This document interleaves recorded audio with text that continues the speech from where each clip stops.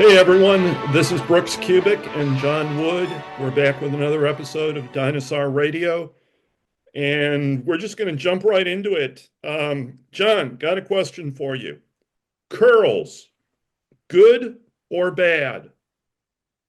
I think, like a lot of training questions, it depends. And it depends on some factors that need to be discussed before you can make a judgment call. I think you can do curls and get very good results. I think you can do curls and also waste your time. And I think a lot of it comes down to how they're done, the equipment you use, the form you use, your attitude, so on and so forth. I think there's a lot of things to cover, and obviously that's why we're here. There has been an ever-increasing movement.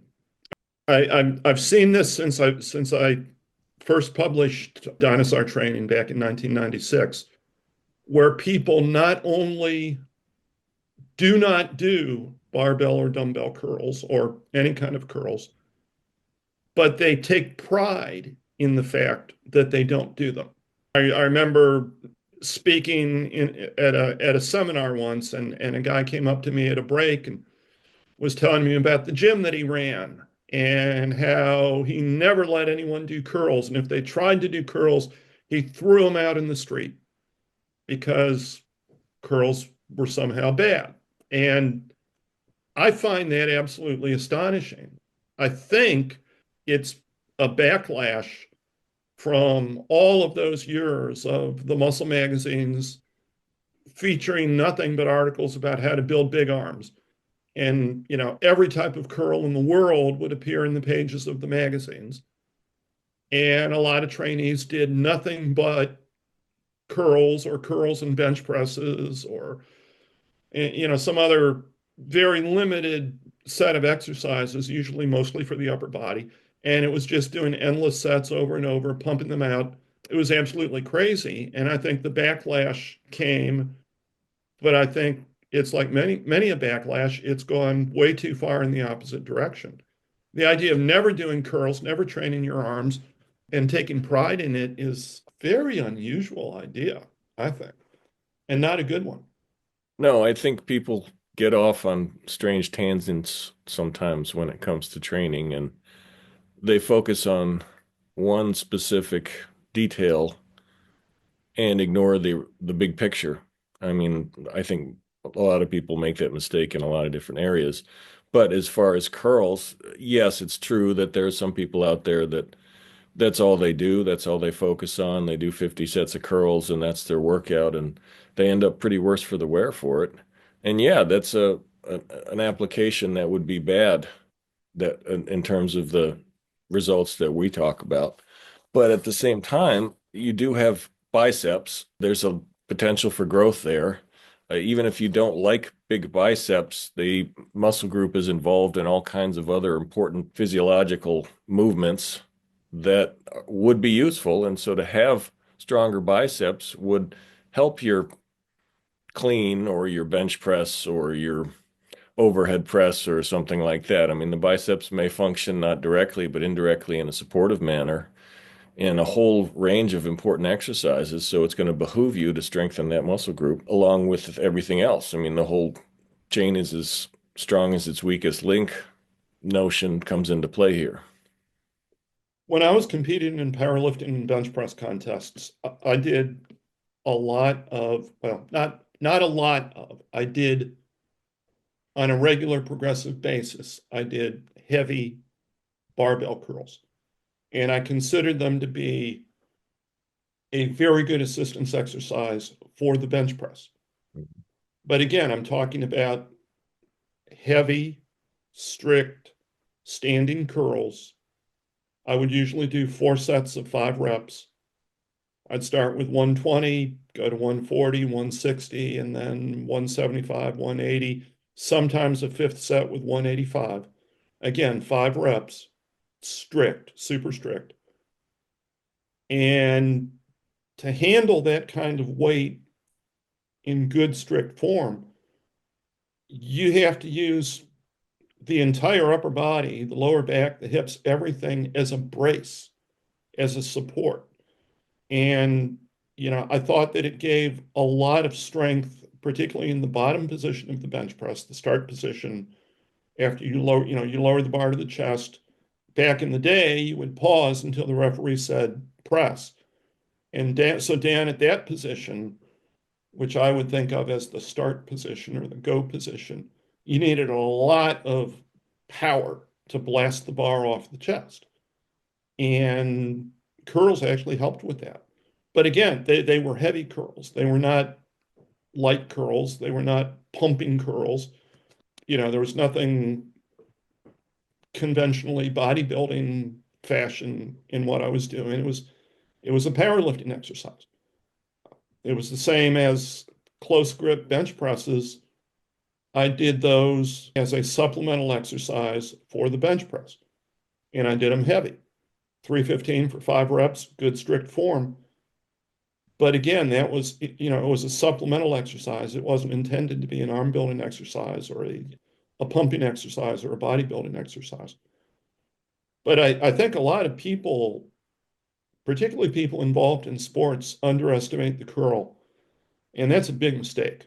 Football players, wrestlers, arm strength helps. I don't care what you want to say about lower body training, hips, legs, back, all of which are tremendously important for any athlete.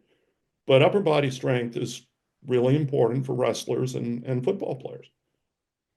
And if you look at athletic skill, it's so funny that even today in 2025, coaches are fixated on the bench press, and also to some extent on maybe the squat or the clean or something like that. They have these notions of magic exercises and magic numbers. But if we look at actual athletic skill and the things that happen on the court or on the field or on the wherever in the athletic play, a good percentage of them have to do with pulling movements. And so why would you ignore that? Why would you ignore that area that could potentially help you make the play become more resilient? I mean, if you're also talking about simply making the elbow joint more durable within the context of a violent play or a violent sport, it's like football or wrestling or something like that, it makes a whole lot of sense. So it's amazing to me that a lot of coaches can look at curls. And I mean, I do understand, because if you have somebody that does curls and nothing else, they're just they're a mere athlete and they're going to focus on purely superficial things. But approaching it as you did, as something, as a lift that is serious, that you can focus specifically on adding poundage, on increasing your performance, reps or weight, it makes just a lot of sense to do that. So I think it's the problem in many cases is less about curls in and of themselves and more how they are approached and the context that people have toward them and the attitudes that they have toward the exercise. I think that's very true.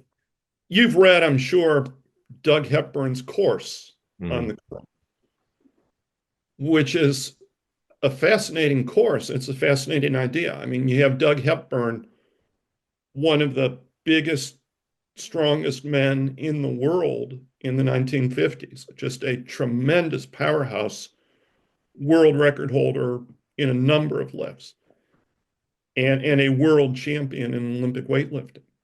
He did heavy curls, and he wrote a course on heavy curls. And in it, he talks about form and technique tips. He talks about psyching up. He talks about the mental aspects of doing really heavy curls. He talks about doing your curls from heavy wooden boxes, where you set the bar on the boxes and you lift it right up from there as opposed to taking it up from the floor. And he explains why he did that and why he thought it was beneficial for truly heavy training on curls. He talks about how to hold the bar. He talks about what kind of shoes to wear when you do heavy curls. I mean, talk about the meticulous details. He really was treating it as a lift. It's the same approach as he had to, say, the military press, where he was a world record holder. Explore the lift, figure it out, think of every little detail about how to make it, how to make your training as efficient and effective as possible. And he's doing it with heavy curls. And his record, if memory serves me correctly, he did 260 pounds. That's 260 pounds in perfect strict form for one rep. And that's a whole heck of a lot of upper body power. If you can do that, you can do pretty much whatever you want. So in any sport. So Yeah. it makes a lot of sense to me. I think Catburn understood if you look at the things that he wrote, the articles that he wrote, the messages that he promoted, I think he understood very well, as anyone in the strength sports would understand, is that what's good for any lift, you're going to involve a variety of musculature, either directly or indirectly. So why not strengthen it all? And also a point I want to mention is that particular course, it's funny that you brought it up, is that it is scanned, and right now we're preparing to put it in the Iron League. So if somebody wants to check that out, you'll soon have the ability to do so if you become a member of the Iron League. That would be well worth doing for the listeners, because that course really is interesting. And as I said, it's interesting not just because it covers how to do heavy curls, but it gives you a really interesting insight into how a world champion, as I said, one of the biggest, strongest men in the entire world in his generation, how he approached training. Mhm. And it's far different than the way most people do. Well, and speaking of most people, we now know, thanks to YouTube and Instagram, how people really are training. And so we could see how they do their curls. And you can see how some people might have a bad attitude relative to curls because of all the superficial things that people seem to be doing that we can witness through YouTube and the things that they're posting. I mean, it's interesting that most people will, when they curl, they will unavoidably do a little cheat at the beginning just to get the bar moving, which is totally on their prerogative to do so, but it's counterproductive in many ways because of the nature of how the muscle building process works. So, but what I've seen is that people almost can't help themselves. It doesn't matter if the bar weighs 50 pounds or 150 pounds, they do this anyway. I saw somebody recently and he was demonstrating sitting on a bench, he was demonstrating seated dumbbell curls. And even then, he was cheating the weight up. And these were like 35-pound dumbbells. And it was kind of like, it was so ingrained that this is how the movement is performed that even with the most unchallenging weights, the guy could not do it otherwise. Wow, that's sad. Yeah. Uh, yeah, but that's that is the world. I remember talking about not growing up in the YouTube era. I remember before my freshman year in high school, so I'm in eighth grade, the high school wrestling coaches let me come over and work out in the high school weight room. And so I'm working out in the high school weight room and I'm seeing all of the older students, the varsity athletes. And there was a guy who was finishing his junior year in high school, going on to his senior year. He was the star wrestler on the team his senior year, undefeated in the 185-pound weight class, right up until the state tournament, where he ended up placing fifth in the state tournament. But he was literally one of the biggest, strongest, best wrestlers in the entire state, and could easily have been a state champion that year. It's just, he had a couple tough matches and came real close, but didn't quite win them. But he was definitely right up at the top. Anyhow, I'm sitting there, eighth grader, weighing about 120 25 pounds at the time, watching him work out, and he could do two, three, four strict barbell curls with 135 pounds, 45-pound bar, 45-pound plate on each side. And these were legitimate strict curls. And I remember looking at that and just being absolutely amazed and setting a goal for myself of being able to do that. Hmm. And that was the important part. It was looking at him and saying, okay, I'm going to do that too. And that really got, the mindset of training heavy on the curl. Hmm. He interestingly grew up watching other students at the school. And one of the guys that he may have seen when he was in junior high school or when he was a high school freshman, he probably saw working out the best football player that we ever had in the school's history, who was an all-state lineman, went on to play at the University of Illinois, played in the Rose Bowl. They won the Rose Bowl, played in the college all-star game, drafted by the Green Bay Packers, played for the Packers for 11 years, was in the Pro Bowl 2 years. And I've often wondered, I saw him training doing seated press behind neck, and I was just like, wow, holy mackerel. And I saw him doing sprints, 40-yard sprints in the park, right across the street from his family's house. And, those are things that I remember. And I wonder if the guy that I saw doing heavy curls, the guy that made such an impression on me, I wonder if he saw that same guy doing heavy curls and said, hey, I'm going to do that someday. Hmm. Might have been. You never know. What about, real quickly in the time we have left, what about some alternative ways of building bicep strength, other good movements? What other exercises do you like? Give us five of them. I think the dumbbell curl is underrated.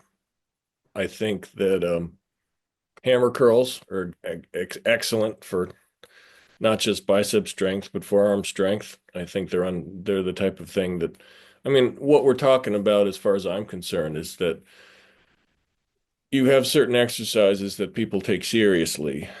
They live or die over their bench press or their squat, and that's fine. I mean, those are good exercises, but I think the same seriousness should be paid to a variety of other lifts, and I think they would very much benefit people to a degree that they would never understand. So, also as far as bicep strength, I mean, for me, I don't, I'm more of a guy that does four quarters instead of 100 pennies. So I will take one lift and just focus on that. I don't need a whole lot of variety. So you could do just a basic barbell curl. Well, think about all the different ways that that could be sliced. You could do singles, you could do low rep sets, you could do high rep sets, you could do them slow, you could do cheat curls. I mean, there's a half a dozen other ways I'm sure that I could come up with to do just that basic exercise. So I'm not the type of person that needs a whole lot of variety in terms of unusual different types of curls or exotic variations and things like that. So I'm probably the wrong guy to ask for a laundry list of bicep exercises. What about rope climbing? Rope climbing is excellent. That's if you look back through the history of strength training, it was stated outright that the reason that many strongmen had impressive bicep development and arm development was specifically because they did rope climbing of different sorts. I really like rope climbing, and I think it's very underrated. I think it's a really good exercise. For athletes, I like pegboard climbing as well. That's a very good exercise and a fun one, a challenging one for athletes, and challenging the athletes is always good. And I like pull-ups, not chin-ups. I don't like supinated chin-ups very much because I find that they're hard on my shoulders, and I think they're hard on the shoulders for many people. And I prefer a pronated pull-up. But I think pull-ups are a great exercise, wonderful exercise. I also have a secret curl that I teach the student athletes that I work with. I may have actually learned this one from your father, possibly from Dr. Ken Leisner, but that's the towel curl. Mhm. And what we do is we take a very strong, heavy duty bath towel, thread it through a heavy kettlebell, through the handle, and hold on to each end of the towel and do curls that way. And I started having the football players do it because by holding on to the towel, you're developing the feel of holding on to cloth Mhm. as holding on to a jersey. And it worked so well for them that I started teaching the wrestlers to do it. And, you know, it's like I want your hands to be able to grab your opponent and immediately make them scared. Mhm. They're like, holy crap, what did I get myself into? Mhm. And so we do a lot of those, and I think they're just a great exercise. Interestingly, the athletes tend to work harder on those and do them in better form. Mhm. It's fascinating. You know, and maybe it's just because it's kind of a fierce and unrelenting exercise. You know, you're pulling and it almost feels like it's pulling it back against you. You Mhm. have to really dig down, you have to brace, you have to basically have to have your entire upper body flexed to do that exercise properly. And it's much different than a lighter curl that you do in kind of, you know, that easy pump out the rep style that most people use. Mhm. But that's a good one. I think people would like that. So the bottom line, I guess, you know, the title today, curls, good or bad? Guess the answer is they're okay. Yeah, I would definitely give it a thumbs up. I think that in some capacity they make themselves valuable in every program, regardless of what the ultimate goal is. So it makes a lot of sense to me to have curls as a something that you do on a regular basis. Yeah, I would agree. Well, we've covered the topic. I guess we're about 25 minutes in. Why don't we just sign off and we'll come back and perhaps discuss other exercises in another episode. That sounds Sounds like good? a plan. Okay. Take care, John. Bye, everyone.